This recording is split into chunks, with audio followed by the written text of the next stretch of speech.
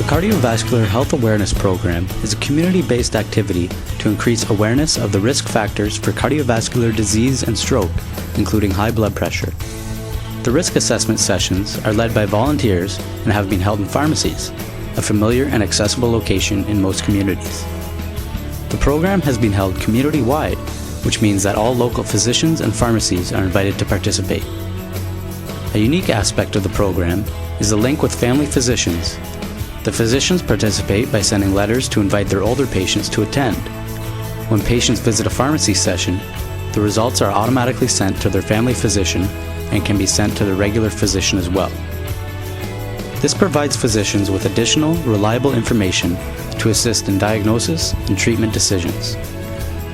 The goal of the program is to offer opportunities for blood pressure monitoring and health promotion activities for the prevention of cardiovascular disease and stroke in communities across Canada.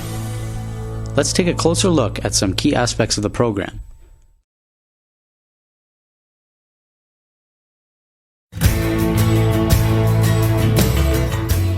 The CHAP sessions are operated by volunteer peer health educators. The volunteers are recruited in each participating community and are trained by a community health nurse. Advertising strategies to recruit volunteers, such as flyers, posters, and ads, are the first way that community residents hear about the program.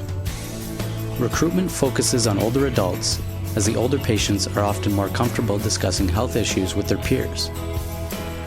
Volunteers for CHAP are often involved in other volunteer programs in the community and also have family, social, and recreational commitments.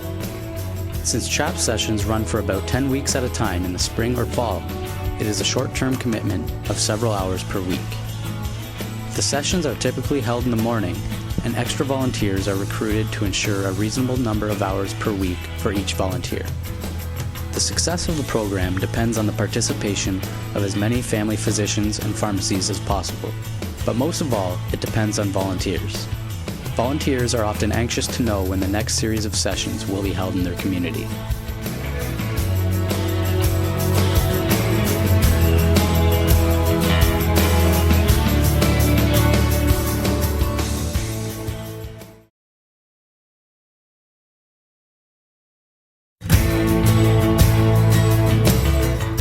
At the CHAP sessions, the volunteers help participants to measure their blood pressure using an accurate automated device called the BP True. The patient is asked to sit comfortably with both feet on the floor, legs uncrossed, and one arm resting on the table. The volunteer helps the patient to roll up his or her sleeve and fits the appropriate size of cuff firmly around the patient's upper arm. The patient is asked to relax and get comfortable, but to avoid moving around or talking during the test. The test takes about 10 minutes in total and gets underway with the first of 6 consecutive readings. To increase the accuracy of the assessment, the device automatically discards the first reading, and the final result displayed is an average of the remaining 5.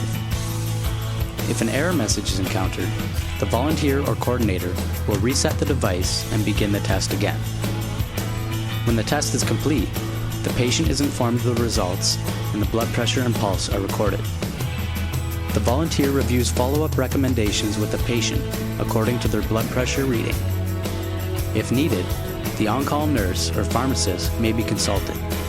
For example, if the patient's blood pressure is very high, the nurse will reassess the patient and arrange for follow-up. If the patient has questions or concerns about their blood pressure or medications, the pharmacist is generally available for a consultation.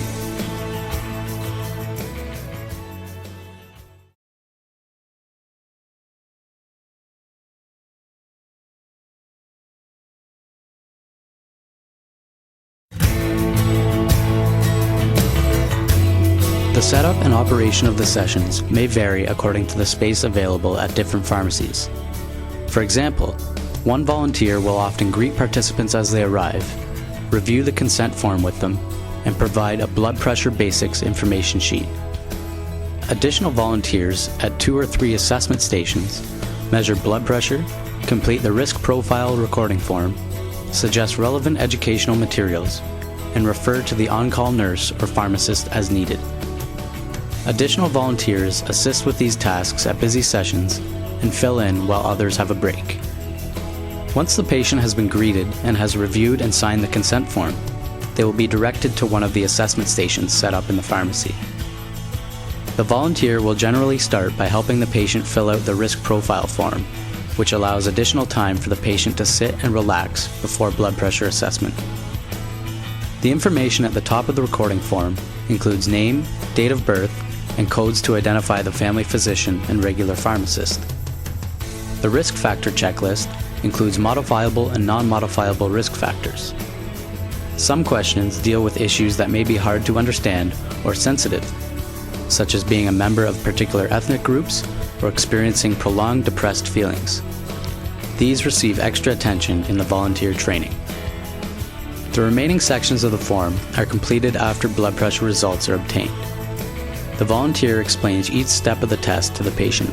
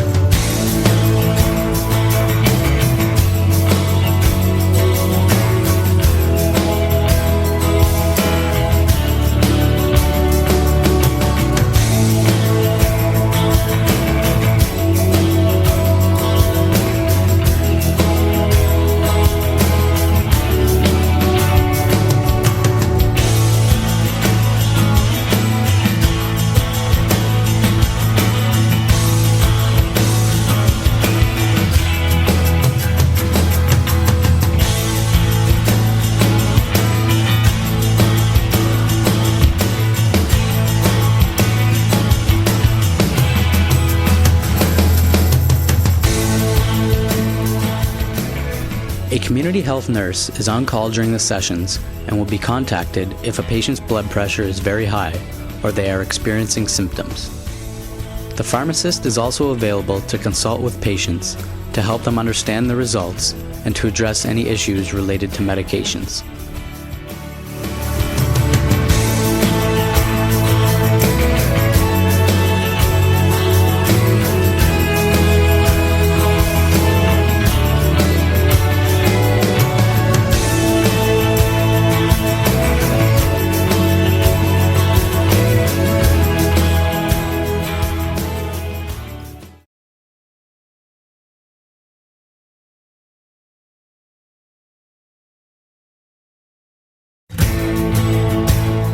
The information on the risk profile form is read electronically by computer and compiled in a database for feedback to family physicians. It is essential that the form be completed clearly and according to the instructions provided. In the upper left-hand box, the patient or volunteer must clearly fill in the patient's name, date of birth, and family physician. The box at the upper right of the page should be completed by the volunteer, who will verify the patient's identifying information and insert the pre-assigned codes to identify the family physician and regular pharmacist. Letters should be printed in uppercase and numbers should be printed clearly.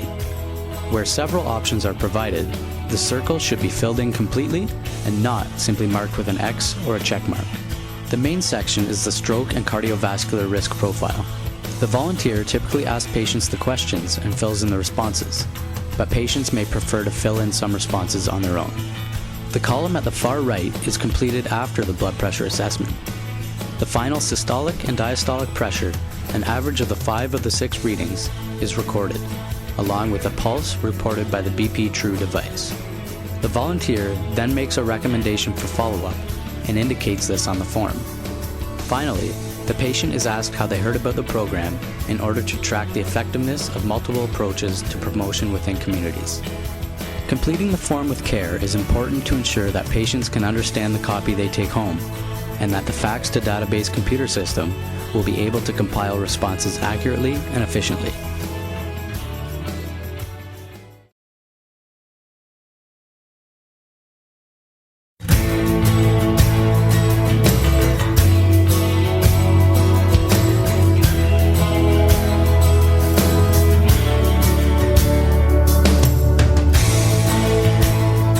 The Cardiovascular Health Awareness Program is implemented in collaboration with communities, with the organizations, physicians, pharmacists, and volunteer groups that define and serve these communities.